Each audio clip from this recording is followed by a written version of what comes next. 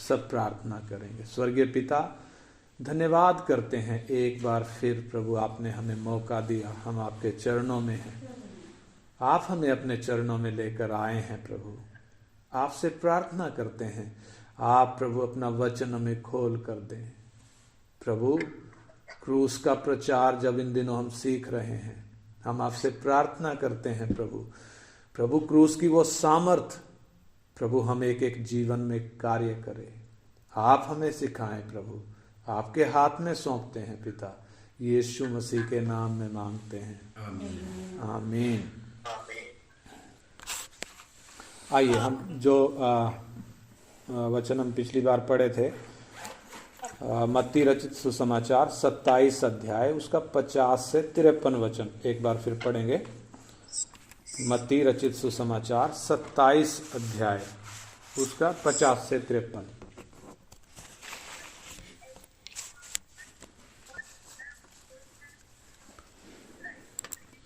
तब यीशु ने फिर बड़े शब्द से चिल्लाकर प्राण छोड़ दिए, और देखो मंदिर का पर्दा ऊपर से नीचे तक फटकर 2 टुकड़े हो गया, और धरती डोल गई, और चट्टानें तड़क गई, और कब्रें खुल गई, और सोए हुए पवित्र लोगों के बहुत से शव जी उठे। और उसके जी उठने के बाद वे कब्रों में से निकलकर पवित्र नगर में गए और बहुतों को दिखाई दिए। हाँ, इधर जो बात हमने देखी, यीशु मसीह ने जब अपना प्राण त्यागा तब ये 4 घटनाएं हम देखते हैं जो प्राकृतिक घटनाएं हैं, मैन मेड नहीं है, परंतु ये प्राकृतिक घटनाएं हैं। ये 4 घटनाएं पिछली बार हमने देखा था। मंदिर का पर्दा ऊपर से नीचे तक फटकर 2 टुकड़े हो गया। इस बात से हमने जो बात सीखी थी, जो चीजें हमने सीखी थी, उसमें से उसको हम सारांश में यदि देखें तो परमेश्वर ने ये काम किया है।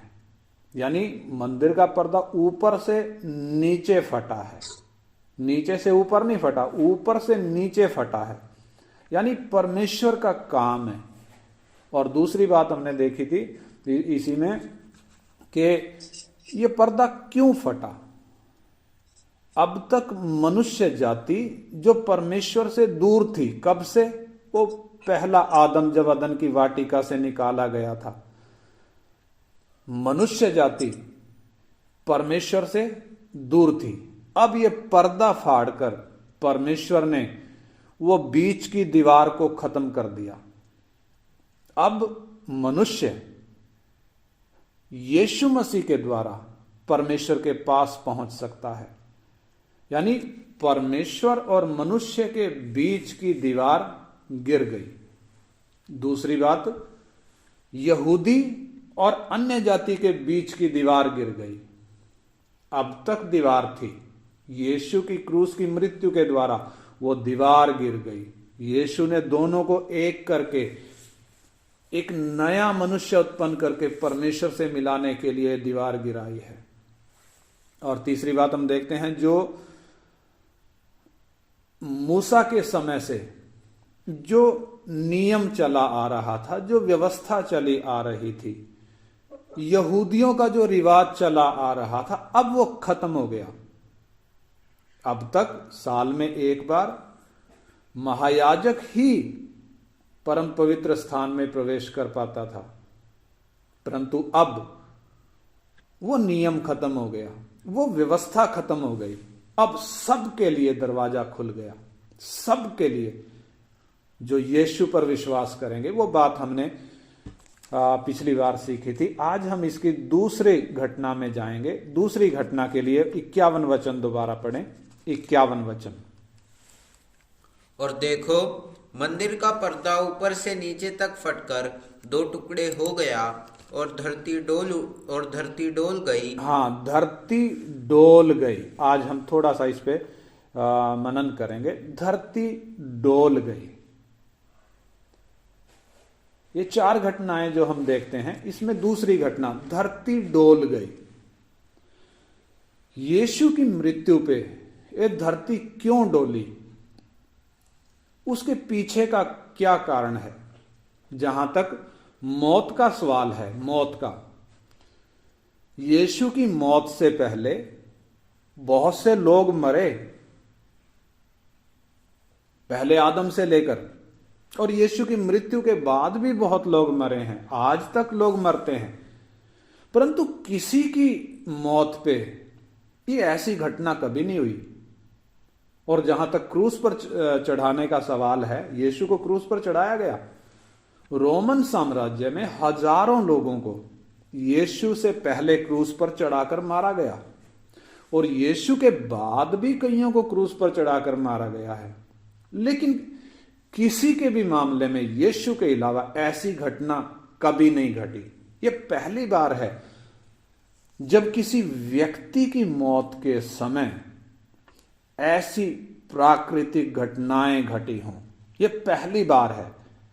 इसलिए इन घटनाओं के द्वारा स्वर्ग क्या प्रमाणित कर रहा है? स्वर्ग प्रमाणित कर रहा है कि ये जो क्रूस पर मरा है, ये कोई साधारण व्यक्ति नहीं है। जगत के पापियों के लिए मसीहा बलिदान हुआ है।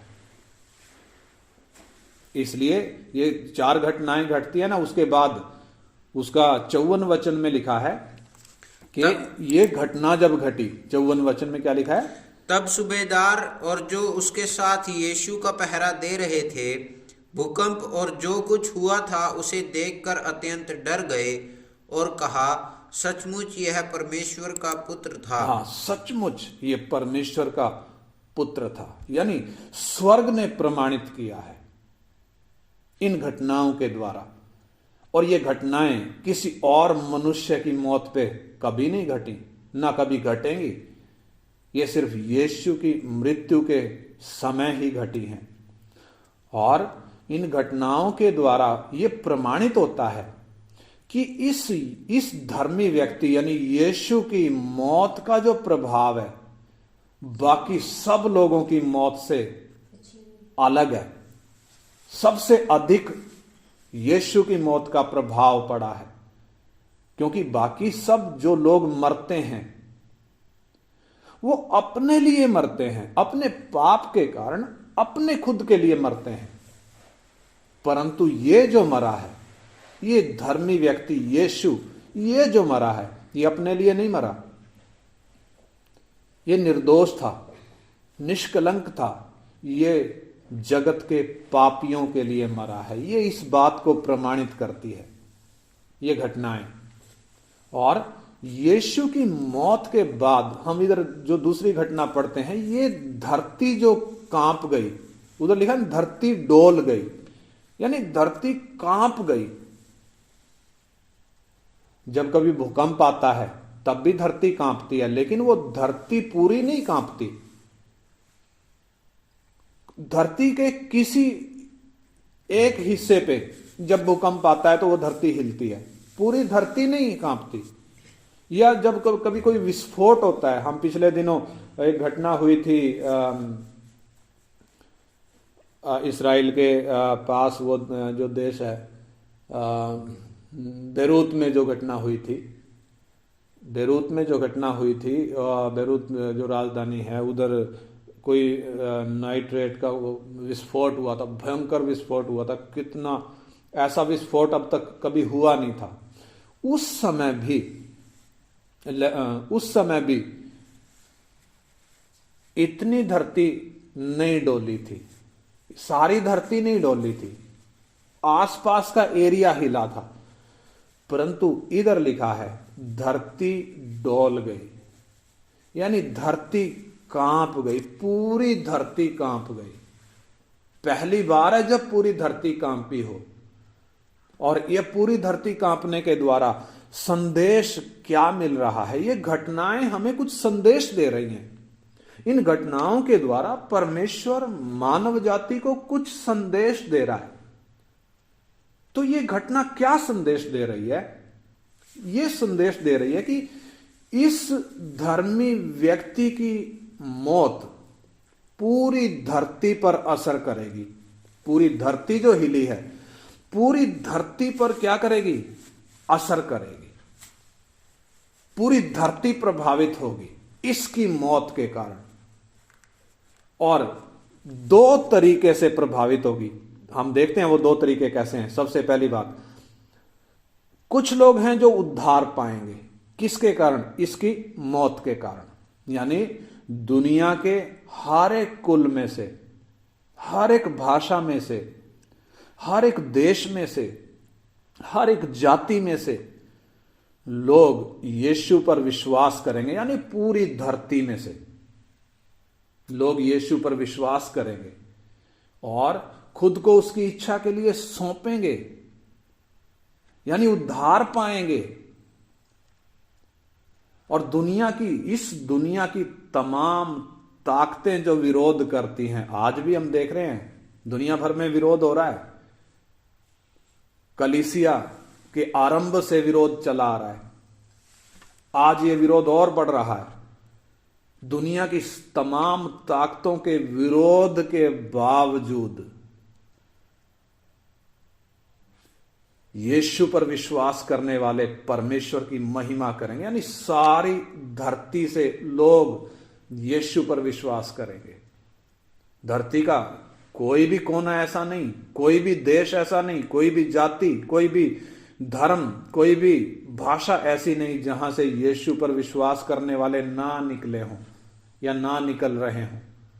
एक भी जगह ऐसी नहीं है। पहला पत्रस 3:18 हम पढ़ें।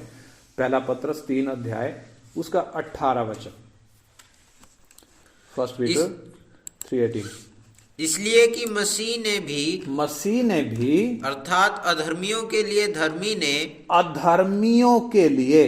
धर्मी ने पापों के कारण एक बार दुख उठाया, ताकि हमें परमेश्वर के पास पहुंचाए। वह शरीर के भाव से तो घात किया गया, पर आत्मा के भाव से जिलाया गया। हाँ, यानी ये व्यक्ति ये अपने लिए नहीं मरा। इसके मौत के समय में ये जो घटनाएं घटी, ये क्या बताती हैं? ये अपने लिए नहीं मरा है, ये अधर्मियों के लिए मरा है।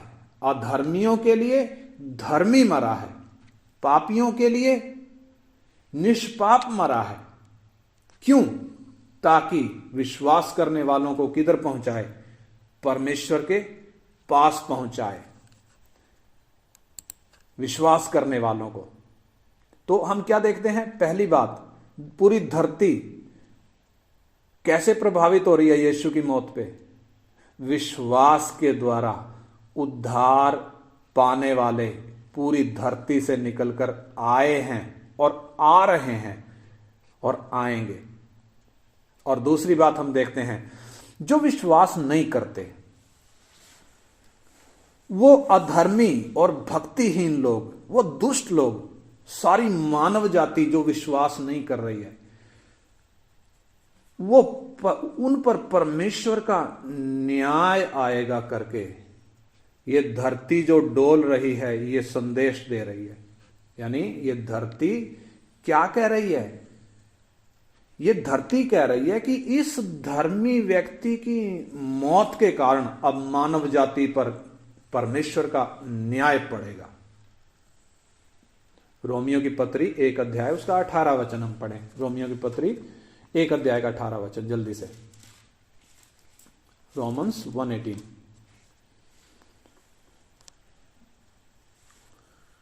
परमेश्वर का क्रोध तो उन लोगों की सब अभक्ति और अधर्म पर स्वर्ग से प्रकट होता है, जो सत्य को अधर्म से दबाए रखते हैं।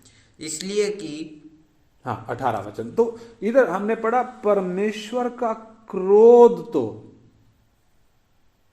उन लोगों की सब अभक्ति और अधर्म पर स्वर्ग से प्रकट होता है। किनके ऊपर? जो सत्य को अधर्म से दबाए रखते हैं। इंसान के विवेक में, इंसान के मन पर परमेश्वर के विषय का ज्ञान प्रकट है। इधर आगे हम पढ़ सकते हैं कब से प्रकट है? जब से ये धरती बनाई गई, जब से मनुष्य बनाया गया, परमेश्वर के कामों के द्वारा, परमेश्वर के गुण, परमेश्वर का ईश्वरत्व, परमेश्वर की सामर्थ्य वो प्रकट होती आई है। इंसान अनजान नहीं है परमेश्वर से। इंसान को जितना परमेश्वर के विषय में ज्ञान होना चाहिए परमेश्वर ने उतना प्रकट करके दिया है। फिर भी जब इंसान सत्य को दबाकर रखता है, झूठ के द्वारा जब सत्य को दबाकर रखता है, परमेश्वर का क्रोध प्रकट हो रहा है। कैसे प्रकट हो रहा है हम देखते हैं। प्राकृतिक आपदाएं, भूकंप आते हैं, लैंडस्लाइडिंग होती है, जमीन खिसकती है, सुनामी, अकाल, ये प्राकृतिक आपदाएं हैं। भूखमरी, महामारी, ये आजकल जो ये कोरोना की चल रही है, 2 साल हो गए,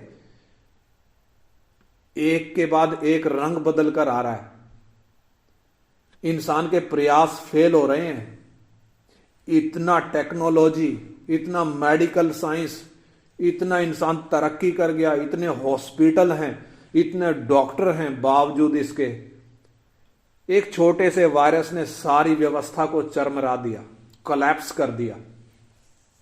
आसमान से बिजली गिरती है, बाढ़ आती है, ओले पड़ते हैं, बवंडर आते हैं, टॉर्नेडो जिसको कहते हैं, जंगलों में जो आग लगती है, ज्वालामुखी जो फटते हैं, तूफान जो आते हैं, समुद्र में जो तूफान उठते हैं, पहाड़ों में जो बर्फ के तूफान आते हैं, जो उधर वो जो हिमस्खलन होता है, अवलैंचेज आते हैं, बादल फटते हैं। और आजकल एक बहुत जाना माना मुद्दा है ग्लोबल वार्मिंग,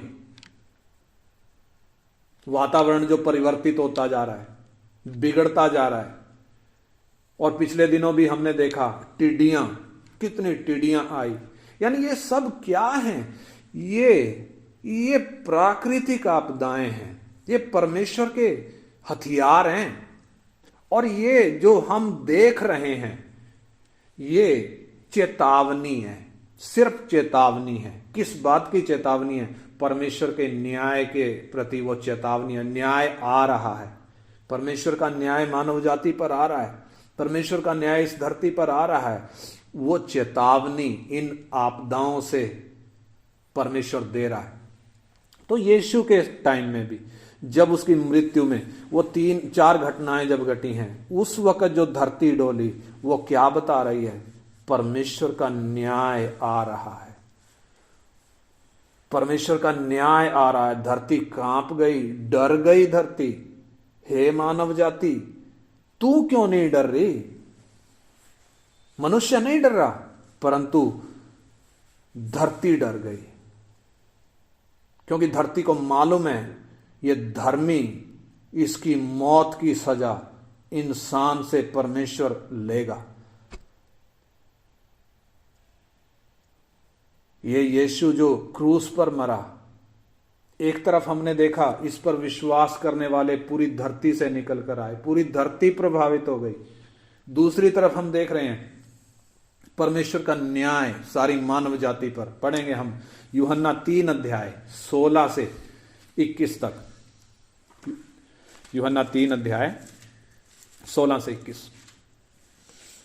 क्योंकि परमेश्वर ने जगत से ऐसा प्रेम रखा कि उसने अपना इकलौता पुत्र दे दिया, अपना इकलौता पुत्र दे दिया, ताकि जो कोई उस पर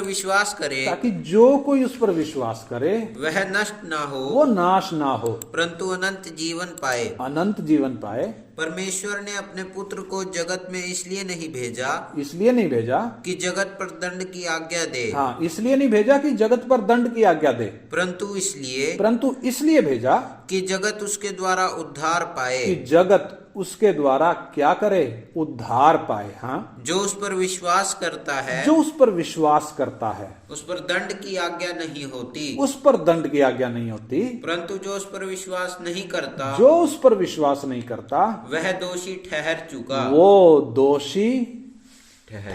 चुका है। कौन? जो उस पर विश्वास नहीं करता। यानी जो विश्वास करता है वो उद्धार पा चुका, वो नाश नहीं होगा, अनंत काल के जीवन में प्रवेश कर चुका है। परंतु जो विश्वास नहीं करता, जिसने यीशु का इनकार कर दिया, वो दोषी ठहर चुका है। समय बचाने के लिए हम आगे पढ़ेंगे 9 अध्याय का 39 से 41।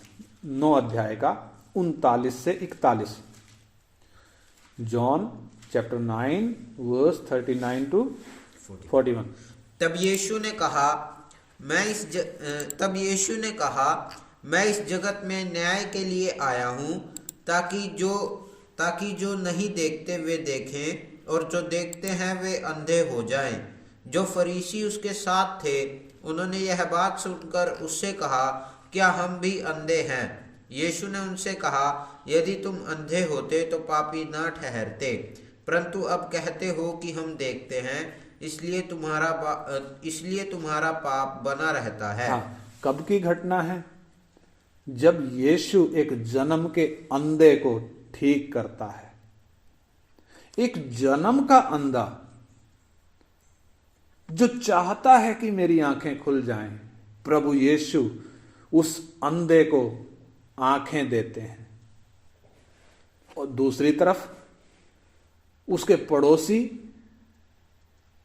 यहूदी फरीसी, उनको जरा हम देखें। वो कहते हैं कि हम तो देखते हैं, हम अंधे नहीं हैं। मालूम है वो अंधे ना होने के बावजूद भी वो अंधे हो गए, और जो अंधा था वो देखने लग गया। इसलिए यीशु कह रहे हैं, इधर हमने पढ़ा 39 में, मैं इस जगत में न्याय के लिए आया हूं, ताकि जो नहीं देखते वो देखें और जो देखते हैं वो अंधे हो जाएं। जो फरीसी उसके साथ थे, उन्होंने जब इस बात को सुना तो क्या कहा, क्या हम भी अंधे हैं? यीशु ने क्या बोला, क्या जवाब दिया? यदि तुम अंधे होते तो पापी ना ठहरते, परंतु अब तुम खुद ही कह रहे हो कि हम अंधे नहीं हैं, हम देखते हैं, इसलिए तुम्हारा पाप तुम्हारे सिर पर पड़ा हुआ है। यानी एक व्यक्ति जो अंधा है, जो चाहता है हे प्रभु मेरी आंख खुल जाए, प्रभु उसकी आंख खोलता है। परंतु दूसरी तरफ जो कहता है कि मैं अंधा नहीं हूं, मैं तो देखता हूं, मालूम है वो आंखें होते हुए भी वो देख नहीं पाता, वो बातों को समझ नहीं पाता, वो परमेश्वर को जान नहीं पाता। बहुतों के सामने यीशु आए, जब इस धरती पर वो मनुष्य शरीर में थे, बहुतों के सामने आए, बहुतों से बात करी, बहुतों के साथ खाया पिया भी, परंतु सबने उसको पहचाना नहीं। आंखें रहते हुए वो अंधे हो गए, कान रहते हुए वो बहरे हो गए। यानी ये यीशु किस तरीके से लोगों का जीवन प्रभावित कर रहा है, इसकी मौत किस तरीके से प्रभावित कर रही है। जो चाहते हैं कि मैं देखूं, बेशक अंधा है वो देखेगा, लेकिन जो कहता है कि नहीं मेरी तो आंखें हैं, मालूम है वो नहीं देख पाएगा। और इसके अलावा हम पढ़ें 12 अध्याय 47 और 48 वचन। 12 अध्याय यूहन्ना 12 47 और 48।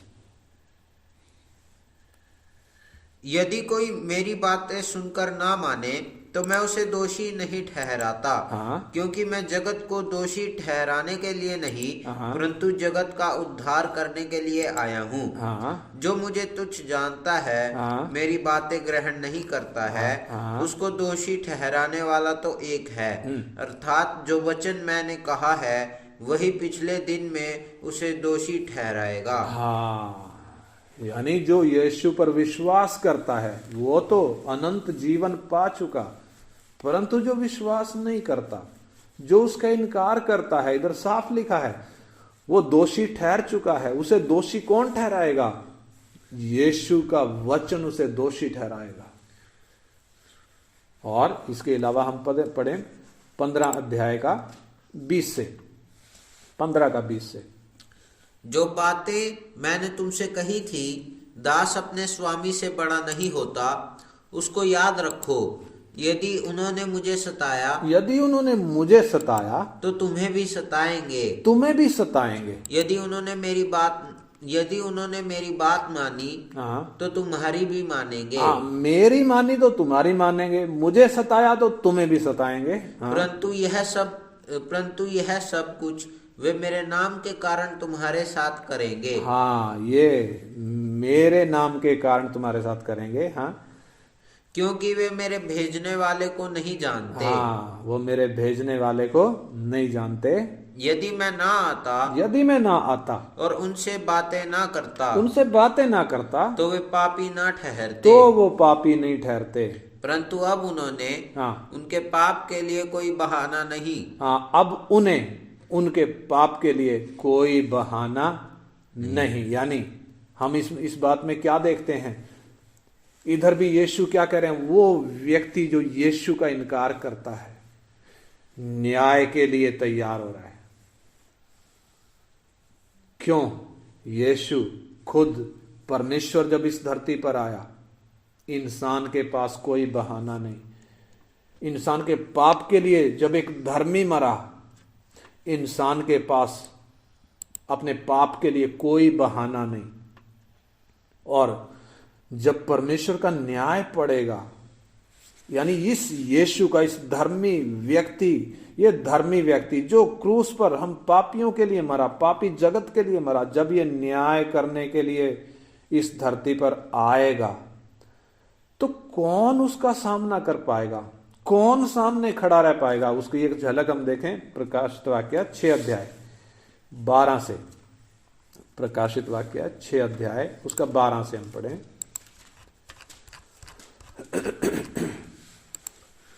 6 का 12 से। जब उसने 6वीं मोहर खोली तो मैंने देखा कि एक बड़ा भूकंप हुआ और सूर्य कंबल के समान काला और पूरा चंद्रमा लहू के समान हो गया। आकाश के तारे पृथ्वी पर ऐसे गिर पड़े जैसे बड़ी आंधी से हिलकर अंजीर के पेड़ में से कच्चे फल झड़ते हैं। आकाश ऐसा सरक गया जैसा पत्र लपेटने से सरक जाता है, और हर एक पहाड़ और टापू अपने अपने स्थान से टल गए। तब पृथ्वी के राजा और प्रधान और सरदार और धनवान और सामर्थी लोग और हर एक दास और हर एक स्वतंत्र पहाड़ों की खोहों में और चट्टानों में जा छिपे, और पहाड़ों और चट्टानों से कहने लगे, हम पर गिर पड़ो और हमें उसके मुंह से जो सिंहासन पर बैठा है और मेमने के प्रकोप से छिपा लो। हाँ, देख क्या कह रहे हैं, पहाड़ों और चट्टानों से कहने लगे हम पर गिर पड़ो और हमें किससे बचा लो? उसके मुंह से जो सिंहासन पर बैठा है, और मेमने के प्रकोप से हमें छिपा लो करके कौन कह रहा है? ये इंसान।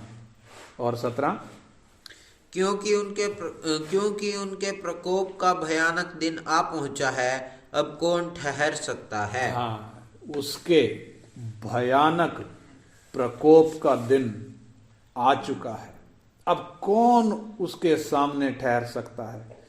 यानी वो दिन निर्धारित है। आज हम देखते हैं इंसान का दिन चल रहा है। परमेश्वर ने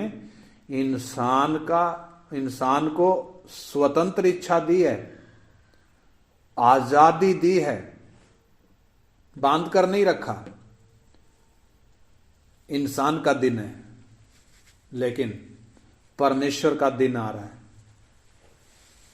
जो इंसान के लिए कितना भारी होगा। इधर हम पढ़ रहे हैं, कौन उसके सामने ठहर सकेगा? इसलिए धरती कांप रही है। वो धरती के कांपने के पीछे का उद्देश्य है यीशु की मृत्यु के समय उसका भयानक प्रकोप आ रहा है। लेकिन हम देखते हैं परमेश्वर का अनुग्रह, परमेश्वर का ये अनुग्रह ही है कि न्याय डालने से पहले, धरती पर न्याय डालने से पहले, मानव जाति पर न्याय डालने से पहले वो हर एक व्यक्ति को मन फिराने का मौका दे रहा है। हर एक व्यक्ति को। पढ़े हम प्रेरितों के काम प्रेरितों के काम 17 अध्याय 29 से 31 हम प्रार्थना करने जा रहे हैं। प्रेरितों के काम 17 अध्याय 29 से 31।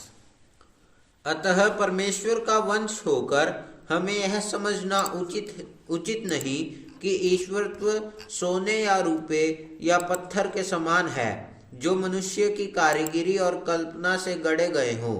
इसलिए परमेश्वर ने अज्ञानता के समयों पर ध्यान नहीं दिया, पर अब हर जगह सब मनुष्यों को मन फिराने की आज्ञा देता है। हाँ, इधर हम क्या पढ़ते हैं? उसका 31 भी, क्योंकि उसने एक दिन ठहराया है, उसने एक दिन ठहराया है जिसमें वह उस मनुष्य के द्वारा, हाँ, उस मनुष्य, उस धर्मी, उस यीशु के द्वारा धर्म से जगत का न्याय करेगा। धार्मिकता के साथ जगत का न्याय करेगा, जिसे उसने ठहराया है, जिसे उसने ठहराया, उस यीशु को उसने नियुक्त किया है, और उसे मरे हुओं में से जिलाकर यह बात सब पर प्रमाणित कर दी। उसे मरे हुओं में से जिलाकर ये बात क्या कर दी? सारी मानव जाति पर प्रमाणित कर दी, क्योंकि मरे हुओं में से उसके अलावा दूसरा कोई जिंदा हुआ नहीं आज तक। सारी मानव जाति पे यह बात प्रमाणित कर दी है। उसी को परमेश्वर ने ठहराया है कि वो उसके द्वारा जगत का न्याय होगा। लेकिन उसके न्याय से पहले, वो दिन आने से पहले,